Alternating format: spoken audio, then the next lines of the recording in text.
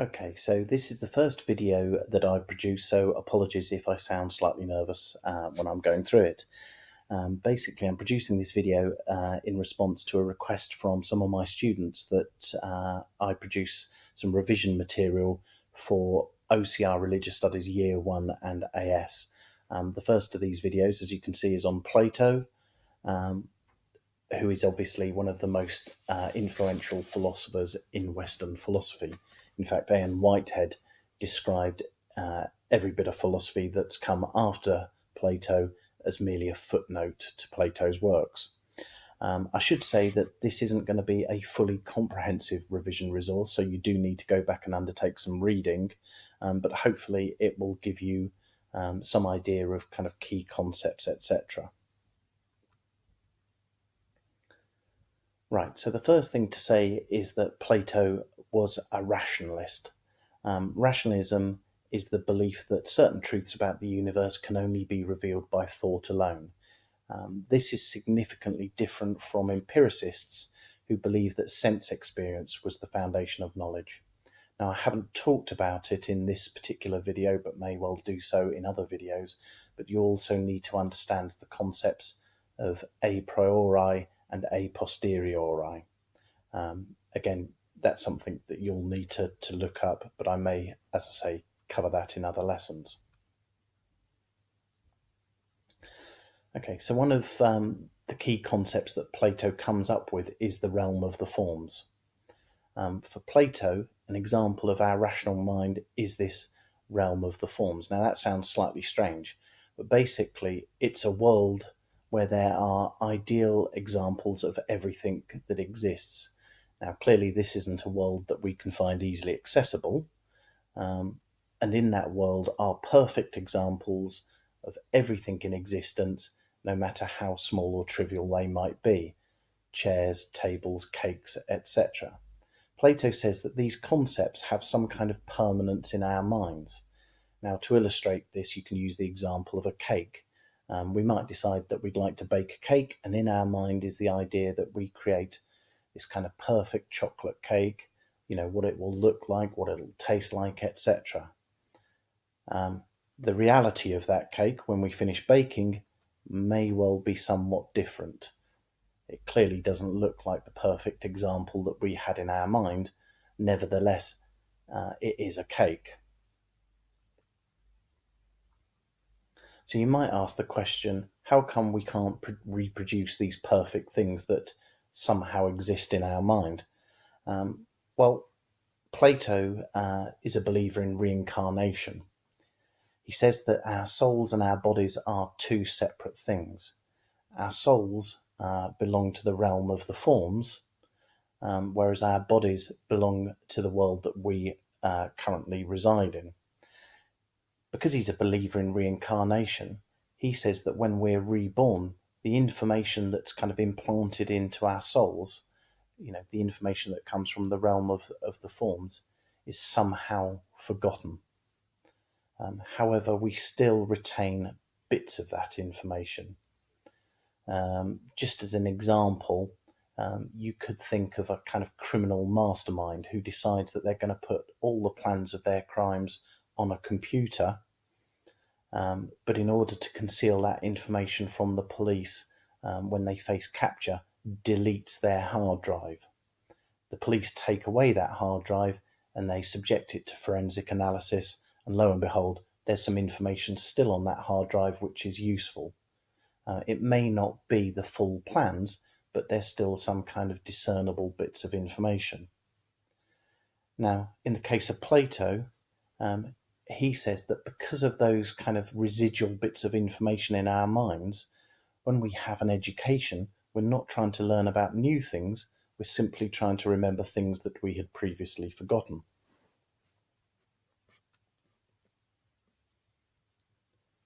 The next thing that Plato comes up with is this idea of the hierarchy of the forms.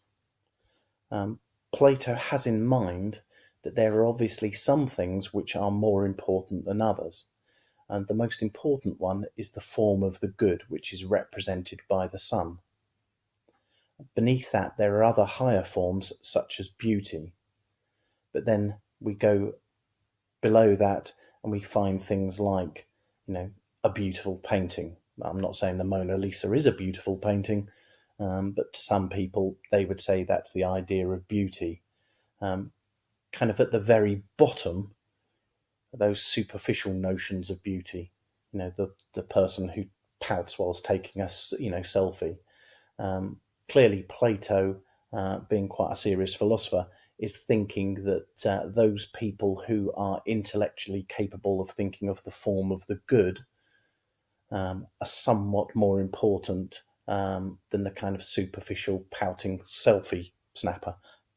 I mean, you might argue with that, but that's what Plato thinks. As a result of that, he thinks that things like democracy aren't particularly good because everyone, can have a chance to vote, whereas we should have kind of philosophers who are intellectually superior, who are in charge of society. Again, as I say, you might have some arguments about that. Plato develops this through the simile of the divided line. Now, this is quite complicated, but it actually helps us explain another thing that Plato comes up with, which is the simile or the allegory of the cave. Now, in ancient Greek, philosophy, mathematicians, etc., were interested in ratios quite a lot, things being in proportion to another. So Plato believes that our current world is in proportion to the realm that we can't actually access. This form in the form of the good. He says that we exist in a kind of realm which you can see is in A and B. Things like conjecture, belief, opinion. So we see images such as shadows and reflections. They're basically the most basic things that we see. Then we see objects such as animals, trees, and manufactured things. And then we head towards the kind of good, where we start thinking about conceptual things. Mathematics is one that he holds in high regard. They're kind of things such as squares, cubes, etc. That shows that we have started to develop an understanding. And then finally, we get to ideas or ideals such as perfect beauty, justice, goodness. They're really, really big concepts, and they're arrived at through dialectic thought, some significant thinking process and the exercise of our reason. Again, you might want to go back and study this in more detail because it's quite complicated, but it does help what I'm going to talk about next, which is the simile of the cave.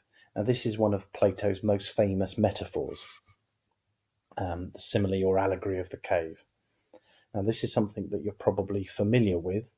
Again, when we look at this, be careful not to, sort of over exaggerate things in the exam. I believe that people have talked about puppets in the past. It's not that at all, so ignore that. But basically, Plato talks about prisoners chained in a way that they can only see shadows.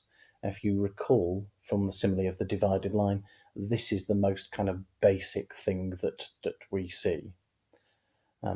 He says that the form of the good, the sun, will illuminate those things. So if we're looking at shadows with a bit of illumination, we can then see the objects themselves.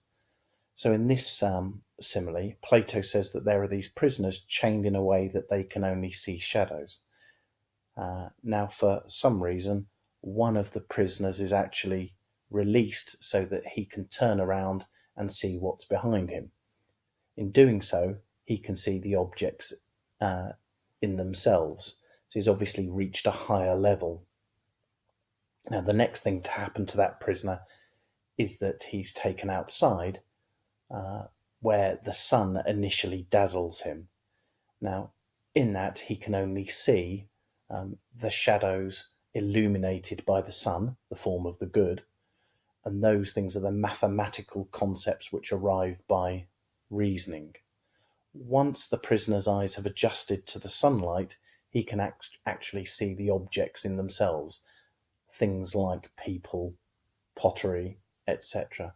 This is in a realm which is inaccessible because he's seeing the objects which are in their kind of perfect form. If he were to be taken to the cave, then it's quite likely that people wouldn't believe him. They may indeed even attempt to kill him because of their disbelief. And again, Plato is using this to kind of illustrate the fact that there are intellectually superior people, people who might think of forms and concepts which ordinary people wouldn't be able to, and as a consequence of that, may well be sort of subject to derision.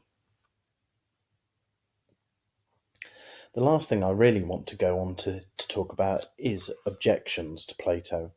Unfortunately, for Plato, he had a very intelligent pupil, Aristotle, who disagreed with Plato. And Plato, some of the objections to Plato is that there is no single good. Plato seems to think there is a single good which you can attain. However, you can think of things which may well conflict with one another. For example, you can have a good rifle in the sense that it is accurate, it's powerful, etc., but being used to kill someone isn't being morally good. So is there an equivalence between the good? Is there one better good than others? Plato doesn't say so. He just talks about one single good. Other things like forms such as health are subjective. The form of health in an 18-year-old is going to be very different to the form of health in an 80-year-old. Both might be described as healthy, but that's subjective depending on their age. The next criticism is that, or is intellectual knowledge better than practical knowledge? Again, Plato thinks that intellectual knowledge is far superior than practical knowledge. However, would you want someone who intellectually knows how the heating system of your house works when it fails, or would you like someone who has the practical knowledge to mend it? Again, that's criticism. The other thing is, can we know anything about the world a priori? Empiricists would say no, that everything that actually we know about the world is gained through experience, and that Plato and the rationalists fail to deal with that. Again, there's an empirical argument, which is that there is no empirical evidence of the forms. This for Plato, they exist in or reside in a world which is inaccessible to us, and therefore we can't really see them. So overall, Plato provides an interesting idea about knowledge, but again, it's subject to criticism, and that will be one of the things that we look at in the next video, which will be about Aristotle.